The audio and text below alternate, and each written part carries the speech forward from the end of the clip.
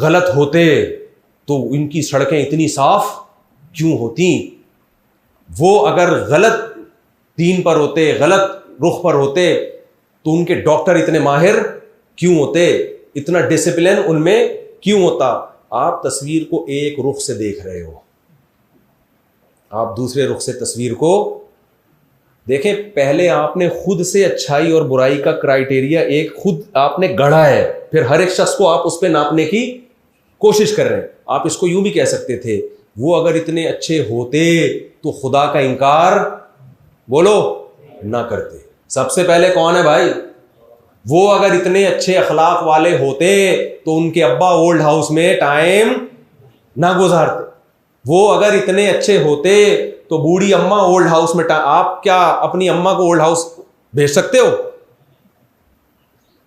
मैं बहुत दफा ये वाकया मैंने सुना है, बहुत दफा, दोबारा सुना रहा हूं। हो सकता है पुराने लोग बोर हो जाएं, लेकिन ये बड़ी इबरत वाला वाकया है। इससे आपको सही सिमत में सोचने का मौका मिलेगा।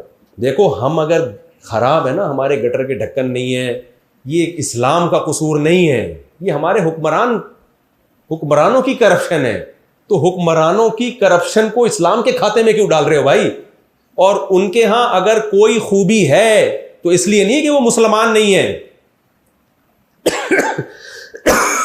बल्कि जो उन्होंने लॉ बनाया, जो सिस्टम बनाया, उसको मजबूती से नाफिज किया है। बाकी अगर उनके पास इस्लाम होता तो जो खराबियां उस सोसाइटी में है वो नहीं होती, और हमारे पास इस्लाम ना होता तो हम जितने खराब है ना, इससे 20 गुना ज्यादा खराब होते हम। हमारे यहां तो 2-4 जो गटरों के ढक्कन बच गए वो इस्लाम की वजह से बचे हुए हैं।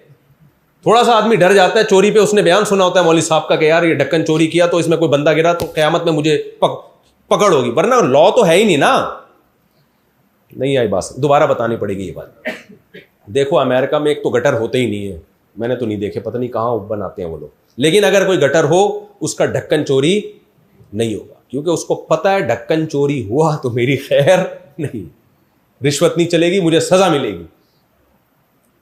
हमारे यहां आप जितने ढक्कन चोरी कर लो कोई मसला नहीं। अब मैं नहीं ज्यादा डिटेल में मैं जाना नहीं चाहता, तो क्योंकि हमारे यहाँ एक प्रोजेक्ट शुरू हुआ था करीब में, तो वो उसमें जब उन्होंने गवर्नमेंट ने गटर के ढक्कन लगाए ना, तो एक हफ्ते में सारे ढक्कन गायब थे।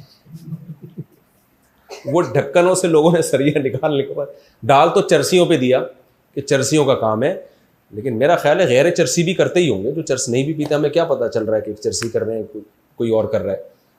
लेकिन आपको पता है हमारी खूबी है कि कानून का ये हाल है, इसके बावजूद भी अक्सर गटरों पे ढक्कन अल्हम्दुलिल्लाह मौजूद है।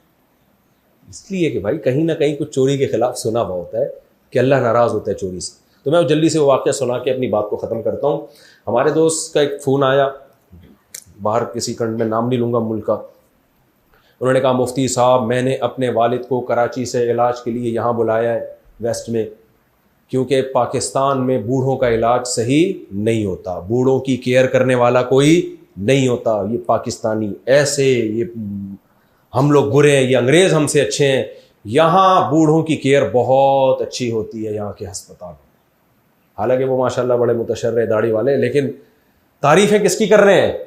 वेस्ट। यार ये लोग हैं, बूढ़ों की केयर होती है अस्पतालों में, इज्जत मिलती है। क्या हाल है बूढ़ों का? ये मुसलमान सिर्फ कलमा नहीं पढ़ा अंग्रेज ने, वरना हकीकत ये हमसे अच्छे लोग हैं। मैंने कहा अच्छी बात है। कह रहे इसलिए मैं अपने अब्बा को कहाँ बुला रहा हूँ? वेस्ट में बुला रहा हूँ अपने खर्चे पे। मैंने कहा जो नर्स आपके अब्बा की इतनी अच्छी केयर कर रही है, आप उससे कहें कि अपने अब्बा की भी कभी की है। नहीं यानी मेरा ख्याल है बात। मैंने कहा उस नर्स से बोले जो इतनी अच्छी केयर आपके अब्बा की यहाँ की नर्स नहीं कर रही ना, वो तो थके हुए मुल्क की है, और वगैरह वगैरह जो भी गालियाँ देना उन्होंने मुनासिब समझा। मैंने कहा किसी गोरे में इतना दम है कि अपने बाप को लाखों रुपए खर्च करके इलाज के लिए बुलाए किसी दूसरे कंट्री में, अपने खर्चे पे इलाज करे, इसलिए कि उस मुल्क में उसका इलाज सही नहीं हो रहा। मैंने कहा वो तो साल में एक दफा ओल्ड हाउस में फादर डे पे जाता है, मेजॉरिटी के, सारे नहीं होंगे, कुछ अच्छे भी होंगे, एक दफा जाएगा। ऐसे ऐसे वाकयात भी मैंने वहां, जो मुशाहिदे पर मबनी वाकयात, फादर डे में एक दफा फोन किया है कि यार मेरे अब्बा के घर पे केक पहुंचा के आ जा, उसमें भी कमबख्त को इतनी तौफीक नहीं हुई कि फोन करके अब्बा से हेलो हाय कर ले। मैं मानता हूं सारे नहीं होते, लेकिन यार ये कौन सा कल्चर है यार, जिसने तुम्हें जना है, जिस मां ने तुम्हें जना है, जिस बाप जिससे तुम्हारा ब्लड है, उससे तुम्हारा डीएनए, तुम्हारे बाप का डीएनए तुम ही हो, उससे तुम्हारा ये रिलेशन है, और तुम वैसे इंसानी हुकूक की, विमेन राइट्स और ह्यूमन राइट्स की बातें कर रहे हो सारी दुनिया के सामने बैठे। राइट्स में तो सबसे पहले वालिदैन है। कुरान ने जितना वालिदैन को फोकस किया है ना, इतना किसी और रिश्ते को फोकस नहीं किया। मुझे बताओ वालिदैन के हुकूक पर क्यों नहीं तंजीम बनाई इन लोगों ने? खवातीन के हुकूक पर है, बच्चों के हुकूक पर है, जानवरों के हुकूक पर है, अब्बा के हुकूक पर क्यों नहीं है? मां के हुकूक पर क्यों नहीं है? क्यों भाई? सारे हुकूक तोड़ रहे हैं, अब्बा के भी अम्मा के भी। तो अजीब निजाम है यार।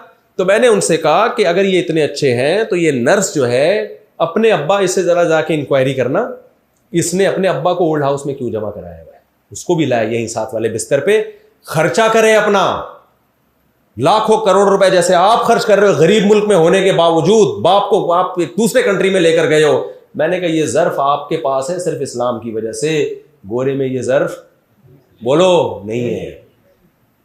तो सिस्टम की खूबी को आप गैर मुस्लिम के खाते में मत डालो और हमारी खराबियों को आप इस्लाम के खाते में मत डालो। मैंने कहा अगर आप गैर मुस्लिम होते ना, या इस मुल्क में, आप ये अब्बा के लिए इतनी हिम्मत आपने नहीं करनी थी कि आप करोड़ों रुपए खर्च करके अब्बा को इलाज किया। आप कहते हैं गवर्नमेंट की रिस्पॉन्सिबिलिटी है।